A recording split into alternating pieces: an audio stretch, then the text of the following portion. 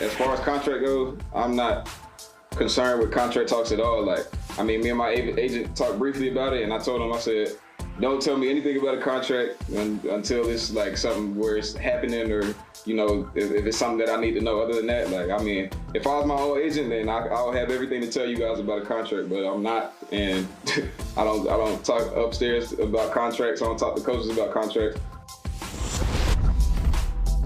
Alvin Kamara not concerned about his contract. That's August 10th. Well, there's concern 3 weeks later because Alvin Kamara, according to Adam Schefter of ESPN, unexcused absences for multiple days as he tries to get his contract done. Now, I've seen others say, well, he's injured. And look, it comes down to, are you really injured? Or are you trying Is he doing to the contract? Riley Reef thing we just talked about? I mean, in his own little way, Yeah, and yes, and it's not the deliberate I refuse to play. Right. It's I'm injured and I can't play. It's the holding in. Joe Mixon last week, the Bengals running back, who's in the same posture as Alvin Kamara, missing multiple days with migraines and creating some messages with tweets he sent out, making people think that he's got migraines, not migraines, and he's trying to solve that migraine with a large bag of money. Which, whatever tool you have, use it. Chris, we talked last segment about the possibility of a guy just saying right before week 1, I'm not playing. You can't be that direct about it. You have to say, I'm injured and I can't play. Yeah. And that may be exactly what Kamara's doing. And if he is, so be it. Get paid. Christian McCaffrey got paid. And the people within the Saints organization would say Kamara is every bit as good as Christian McCaffrey. They just don't use him as much. Then you better find a way to pay the guy. Yeah, no, he's like a Christian. He's the Christian McCaffrey of this offense. That's what he is. He's a little banged up last year. We know that. He told us that at the Super Bowl. He fought through some things. I'm sure that scared him.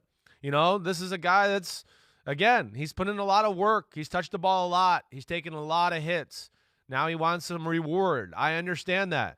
And he's got the great leverage of he is a key part, and maybe other than Michael Thomas, and this is arguable. I think you could argue this. It's either one of those two as far as the most important part of that New Orleans offense.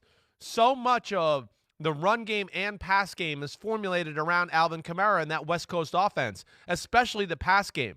And that's where Drew Brees can dissect defenses, and Sean Payton finds all these ways to get in cute formations that are creative and find all these ways to get Thomas and Kamara the ball. 5 yards on the out route, 5 yards over the middle, these option routes. I mean, so he has great leverage as far as talent is concerned, and then his scheme importance, I should say, as far as that's concerned, he's got a lot to argue there, and that'll piss Sean Payton off if he doesn't have that tool to use him early on in the season.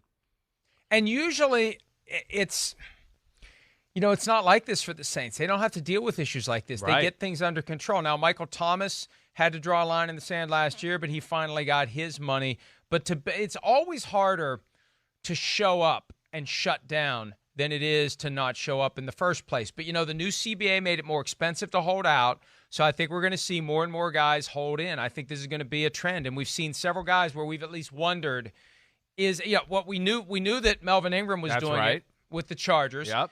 And there was speculation Dalvin Cook may do it in Minnesota. We're wondering what's up with Stephon Danielle Diggs got Hunter. a little sweetener, right? Right. We're wondering what's up with Danielle Hunter in Minnesota with all the practices he's missed. I just think when you see a guy and you could objectively look at his contract and say, hey, maybe this guy isn't getting what he should get. If all of a sudden he's putting one after another absences together from practice, you have to wonder. It's fair to wonder, is this an effort to stay out of harm's way until he gets the contract he wants, Chris? Yeah. I mean, and I'm not mad at him if it is. How many times have we had this conversation? It's the most brutal position in all of sports. There's nothing worse. I mean, these guys get crushed. So between the physical abuse and then his importance to that scheme and Sean Payton and Drew Brees and everything they do that way, and he's clearly, when healthy, the best between the tackles runner for that football team too.